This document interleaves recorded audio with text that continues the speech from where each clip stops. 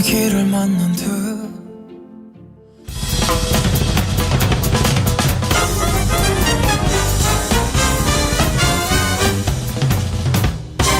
훅 인터뷰. 훅 인터뷰 이어가겠습니다. 최고위원 설아 그리고 김남국 의원 코인 거부권 잇따라 이렇게 일어납니다. 정책만 한다 이런 얘기 계속 나옵니다. 민생은 언제 챙기냐, 민생 챙기기는 할 건가, 이런 얘기 계속 나오는데요. 여야에서 민생 책임지고 있는 두 분 모셨습니다.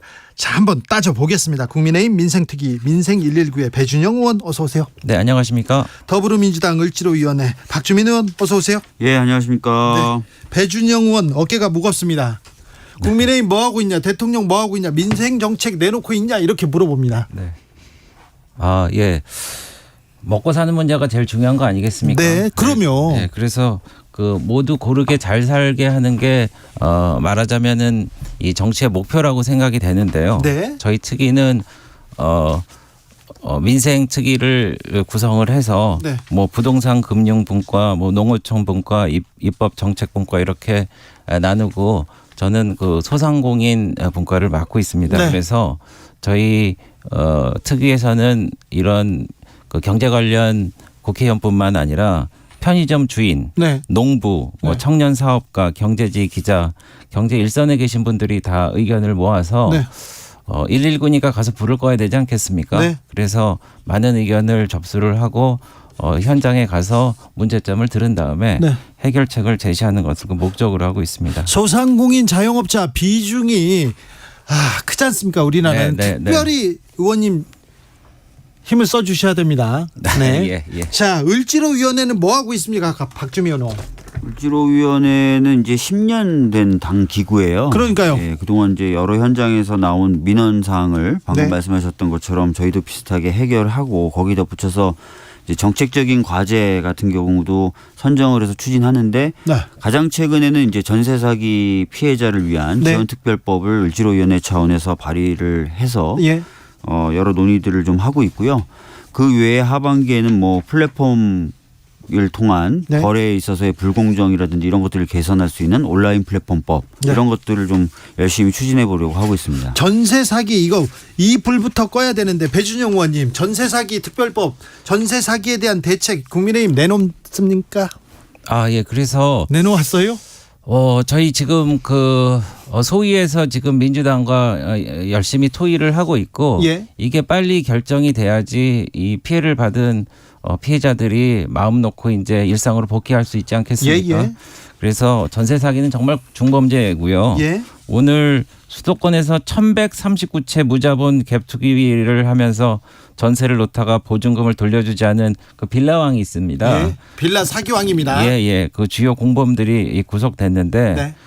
이게 해결되지 않으면 물론 지금 경매 공매가 6개월간 한시적으로 중단돼 있지만은 해결되지 않으면은 정말 피해자들이 길거리로 나앉게 되는 상황이 되지 않습니까? 네.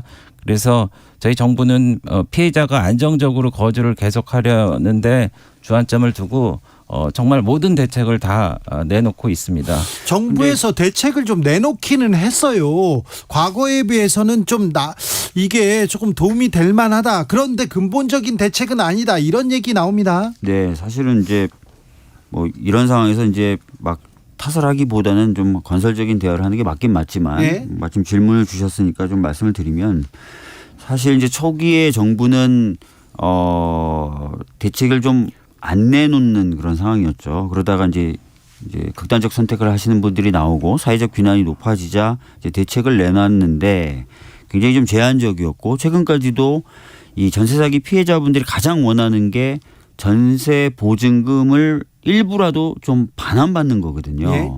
실제로 이제 국토부인가요? 한 100명의 전세 사기 피해자들을 대상으로 조사를 해봤더니 가장 선호하는 해결책도 그거였고요.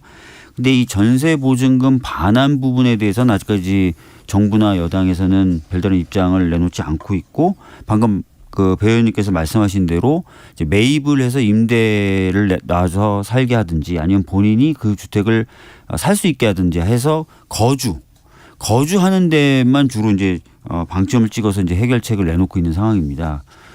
그러다 보니까 이제 그 전세 사기 피해자분들 같은 경우에는 우리들이 바라는 해결책이 담기지 않는다 이런 말씀들을 계속 하고 있는 상황이고요. 네. 예.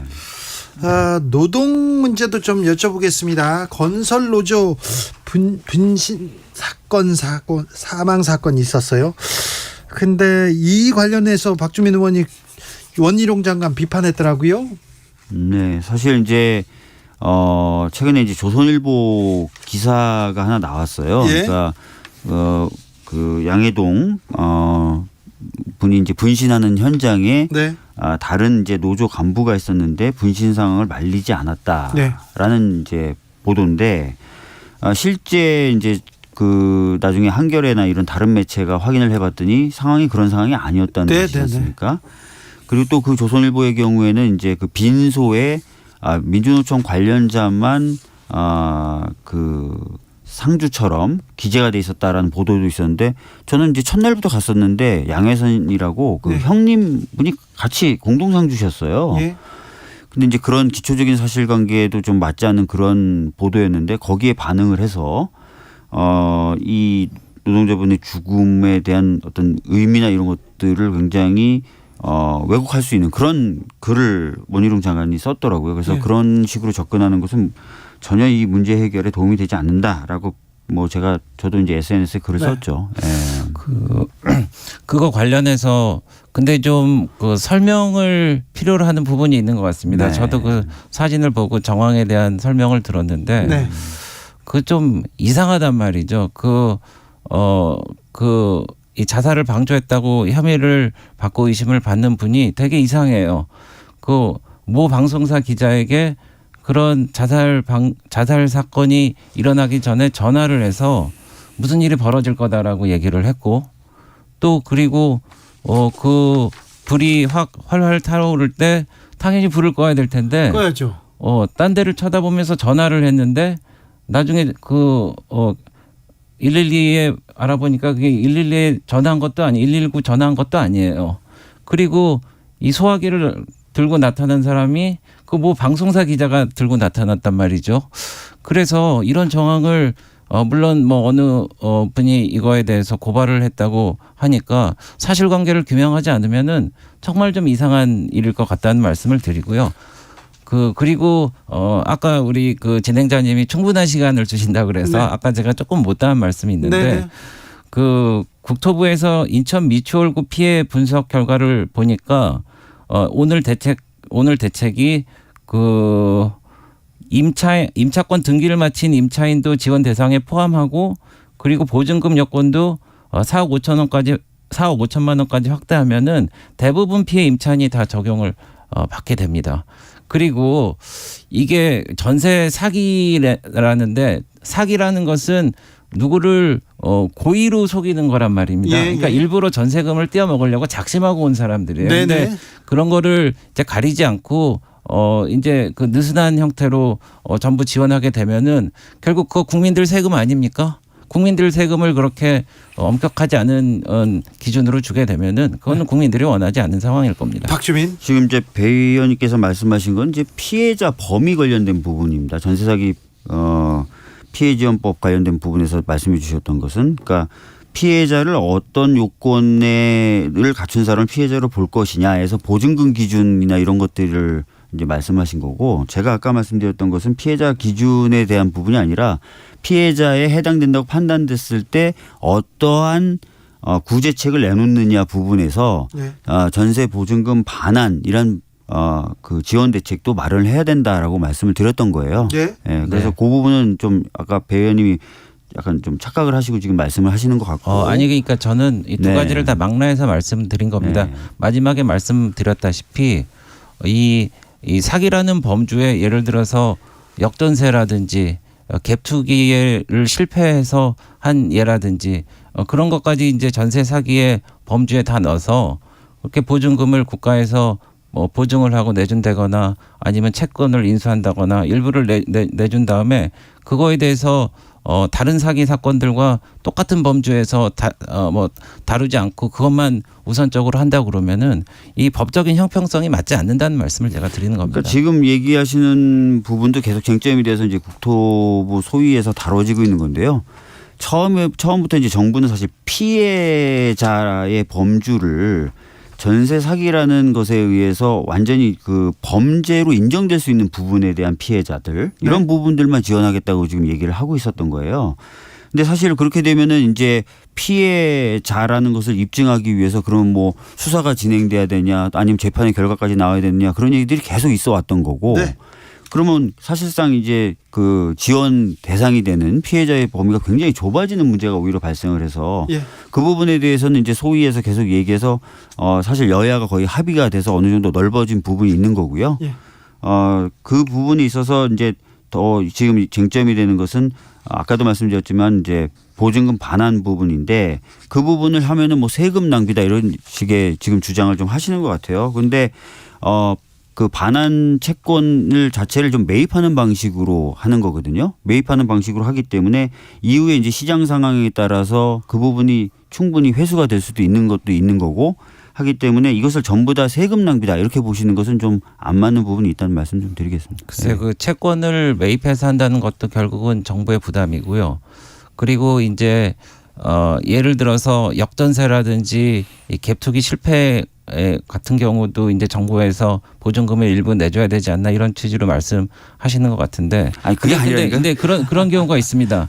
예를 들어서 임대인이 그런 어려운 상황에도 불구하고 본인이 대출을 받아갖고 전세금을 보증금을 일부를 내주는 그런 상황도 있고 못 내주고 일부러 그 잡아떼고 안 내주는 상황도 있는데 이런저런 상황을 엄격한 기준에 맞춰갖고 물론 다 따지고 하지만은 보증금 자체를 정부에서 보증하고 그것을 채권화하고 내준다는 거에 대해서는 그것은 좀 논의할 필요가 있고 그리고 지금 우리가 지금 토론을 하고 있지만은 이미 소위에서 지금 논의를 하고 있고 네. 월요일 날 또 다시 만나서 얘기한다니까 네. 거기서 빨리 대책이 나와갖고 우리 그 불안에 떠는 피해자들이 하루속히 네. 일상으로 복귀하기를 기대하는 마음입니다. 이 말씀만 좀 마지막으로 좀 드릴게요. 그러니까 아마 아실 것 같은데 자꾸 이제 같은 말씀을 반복하시는 것 같은데 피해자가 누구냐 이 부분은 사실 여야가 지금 합의가 된 거예요.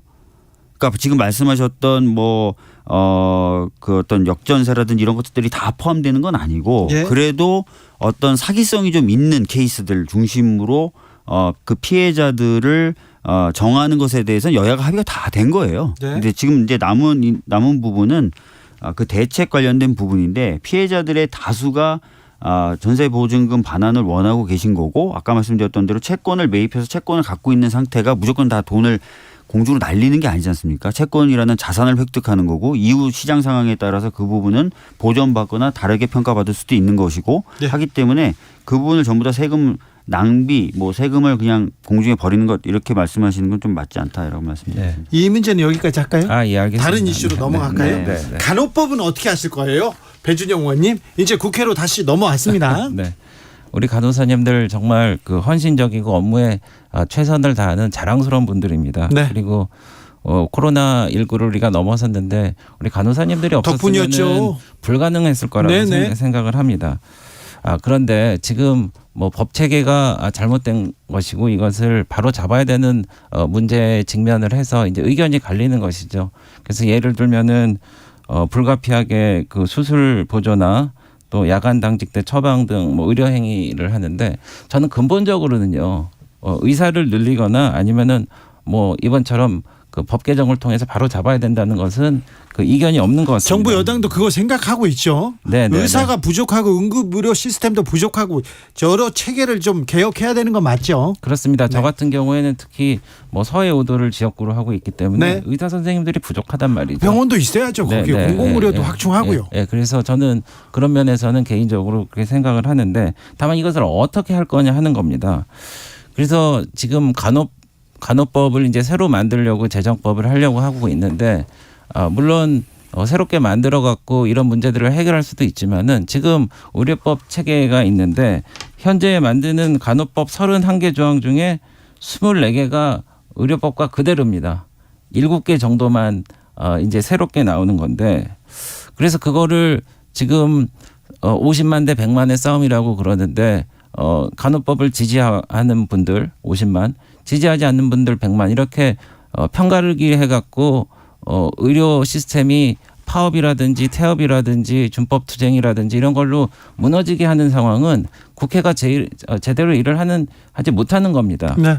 그래서 제가 볼 때는 제 수술 얘기 나와서 그런데 우리는 이것을 메스를 통해 갖고 정밀하게 수술을 해서 그 문제를 해결하면 되는데 이 메스를 들고 해야 될 일을 민주당에 저는 지금 도끼를 들고 있지 않나 저는 그런 생각을 해요. 네. 그래 갖고 의료 시스템이 이렇게 망가지도록 그렇게 지금 거부권이라고 그러는데 제의를 요청을 할 걸 뻔히 알면서도 그렇게 밀어붙인 상황을 야기했지 않습니까?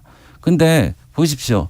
예전에 임대차 3법 같은 경우에도 분명히 취지는 좋지만은 결과가 나쁠 거라고 우리가 예견을 했지만은 결과적으로 부동산 값이 엄청 올랐지 않습니까? 그래갖고 이제 역전세가 돼갖고 현재 전세 사기의 토양도 거기서 만들어졌어요. 그런 걸 우리가 어느 정도 예견했기 때문에 또 네. 그렇게 했고 그리고 그 공수처법도 우리가 하지 말라고 그랬는데 2번이나 패스트트랙 해갖고 국회를 망가뜨렸지 않습니까? 근데 공수처가 지금 첫 해 두 번째 기념식 날 계속 죄송하다는 얘기만 했어요. 그래서 우리는 당리당략 때문에 이것을 막는 게 아니고 국민 복원을 위해서 우리가 정당하게 타협하고 대안을 내는 그런 정상적인 과정을 걸어야 된다 이런 말씀을 드린 겁니다. 지금 뭐 말씀 굉장히 길게 하셨는데요. 네. 자, 의사를 늘리거나 또 각 영역의 네. 업무 범위를 법을 통해서 좀 명확히 좀 조정할 필요가 있다. 네. 거기에 대해서는 동의하신다라고 이제 네, 배현님께서 말씀하셨어요. 그렇습니다. 이 부분은 정말 오래전부터 얘기가 나왔던 거예요. 네. 그러니까 의사가 부족하다 보니까 의사가 해야 될 일을 사실 의료법 체계와는 달리 현장에서는 뭐 간호사나 간호조무사들이 떠맡게 되고 네. 그런 어떤 약간 법의 사각지대 같은 모습들이 발생을 했었고 그것들을 이제 좀 조정을 해줘야 된다 이런 얘기는 진짜 많이 나왔었고 지난 대선 때도 쟁점 중에 하나였던 거죠. 네.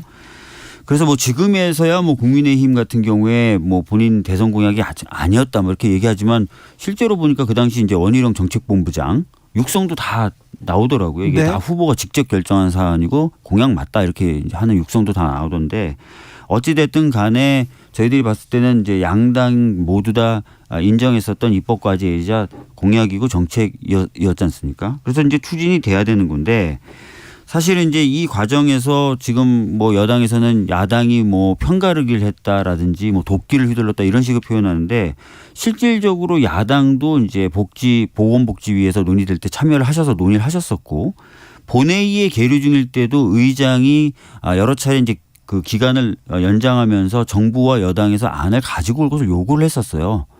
근데 사실상 그런 노력을 하지 않았죠.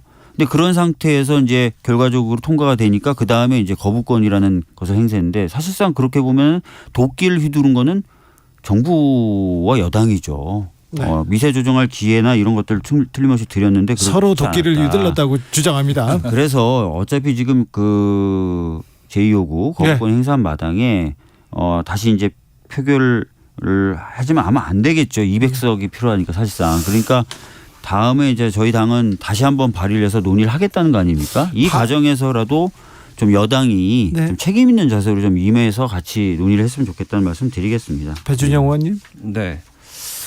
그래서 지금 민주당이 사실 국회를 지금 무력화하는 그 전략을 쓰는 것 같습니다. 아니 민주당이- 국회를 무력화하는 건 네. 국민의힘이죠. 예, 그리고 정부고. 왜 무력하냐면요.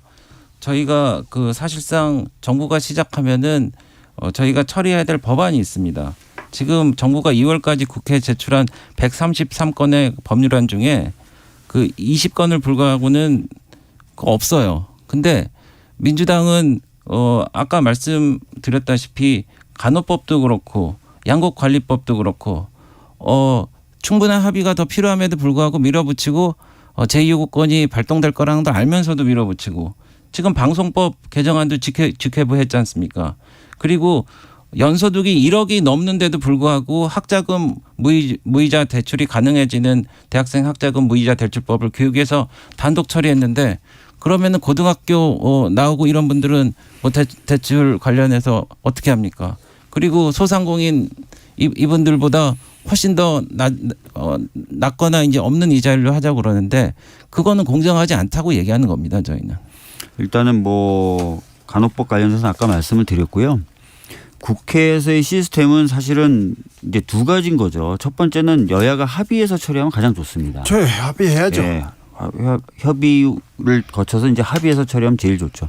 그렇지 않으면 이제 국민의 선택에 따라서 다수가 된 쪽 또는 일부 다수의 의결을 통해서 하는 다수결 원칙이라는 원칙이 있습니다. 네. 두 가지 원칙을 사용해서 국회는 일을 하는 조직이죠. 뭐 독임제 기관이 아니지 않습니까? 네. 자, 그렇게 되는 과정에서 그러면 얼마나 이제 여와 야가 얘기를 했느냐, 대화를 했느냐, 뭐 이런 것들은 평가받을 수는 있을 것입니다. 네. 그런데 일단 국회가 방금 말씀드렸던 두 가지 원칙 중에 어느 하나를 선택해서 이제 일을 해서 결과물을 보냈단 말이에요. 근데 정부는 그 과정에서 어떤 특별하게 개입이나 또는 논의 과정에 참여를 하지 않다가 거부권 행사라는 그런 방법으로 대응하고 있단 말이에요, 지금. 그럼 이것이 오히려 입법권을 무력화하는 것이지. 지금 배 의원님께서는 저희가 입법권을 무력화시켰고 그 결과 거부권 행사라는 것으로 쓰였다라고 말씀하시는데 그거는 국회 일원으로서 좀 이해하기가 어렵고 납득이 잘 안 되지 않습니다. 그래서 다수결의 원칙을 지금 강조하시는데 그것은 대화 타협을 통해서 합의 정치를 하려는 아니, DJ의 민주당의 그래서 정신과는 다르다는 차이를 말씀드리고요. 간호법 할 때도 보건복지위에서 그리고 논의를 계속해서 또 하나는 했었던 거 아닙니까? 노무현 정부 때 6번 네? 거부권을 행사했습니다. 민주당이 그런데 이런 식으로 하면 저희는 거부권을 더 행사할 수밖에 없는데 제발 그러지 말고 우리 시간을 갖고 충분히 합의해 갖고 국민을 100% 국민을 원하는 정치를 해야지. 아니, 그럼 앞으로 51%만 원하는 정치를 하면 안 된다. 대통령이 이런 취지를 반대할 말씀드리는 거죠. 것이다 또는 대통령의 뜻에 따라 여당이 반대할 것이다라는 법안, 특히 그 중에서도 대화에 전혀 응하지 않으려고 하는 법안은 논의나 아니면은 뭐 처리 시도가조차도 못하는 겁니까? 그렇게 되면 오히려 국회가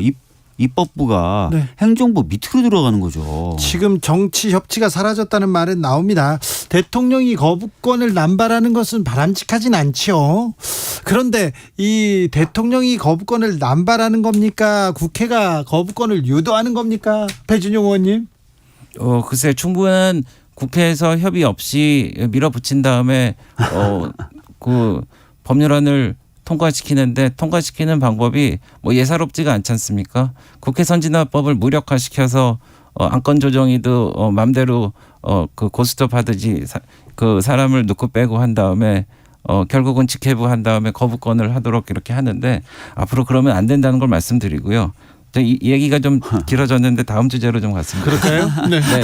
다음 주제로 갈게요. 아니 근데 네. 마지막 한 말씀 하시니까 저도 마지막으로 한 마디 짧게만 붙이고요. 좋았어요. 진행 좋습니다. 아니 실제로 길어져서. 국회가 생산성이 지금 어느 나라나 떨어지고 특히 우리나라가 많이 떨어지는데 예. 이럴 때일수록 정부와 여당이 무한 책임을 가지고 대화에 적극적으로 나서야 돼요. 네. 그런데 지금 현재 정부와 여당에 대해서 가장 크게 국민들이 비판하는 지점 중에 하나가 뭐냐면 왜 야당을 정치적 상대방으로 인정하고 대화를 잘 하려 하지 않느냐예요.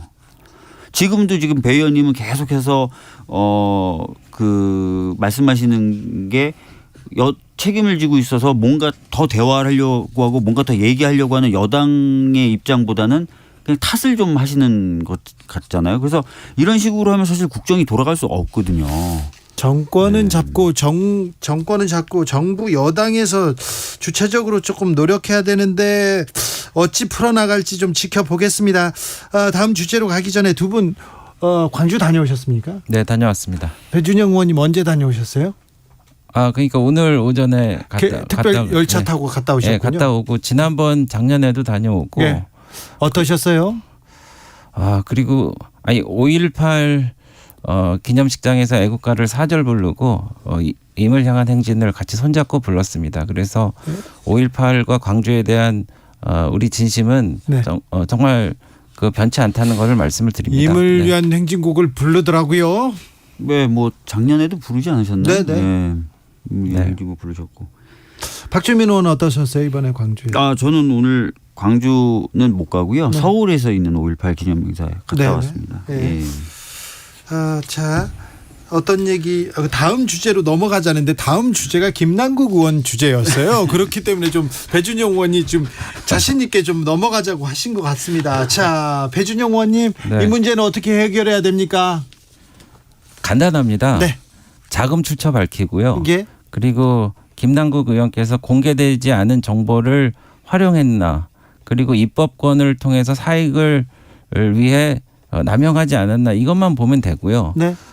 사실 민주당의 의지가 있으면은 풀 문제입니다. 예를 들어서 죄송한 일이지만은 저희가 예전에 전당대회 때 돈봉투 사건도 저희가 있었는데 네. 저희는 그냥 검찰에 고발해 버렸어요. 네. 그리고 문제를 해결했는데 지금 보면은 누가 누구를 이렇게 단죄하고 읍참만석하느냐 이런 문제가 있습니다. 사실 이재명 대표가 지금 6가지 이 관련된 일로 재판을 매주 받고 있고 그리고 본인이 이 당 대표가 유죄 판결이 나오더라도 당 대표에서 물러나지 않도록 룰을 바꾸고 그리고 그 1, 2심에서 유죄 판결을 받더라도 공천을 받을 수 있도록 룰을 다 바꾸고 이렇게 방탄정당으로 다 만들어 놨는데 지금 본인이 읍참마속을 하면은 진짜 내로남불이 되는 거고 읍참마속을 안 하면은 어떻게 우리 국민을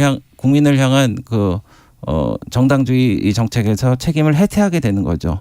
그러니까 어쩔 수 없는 건데 여기서 민주당이 어떻게 하는지 저희가 지금 좀 두고 보고 있습니다. 박주민. 네.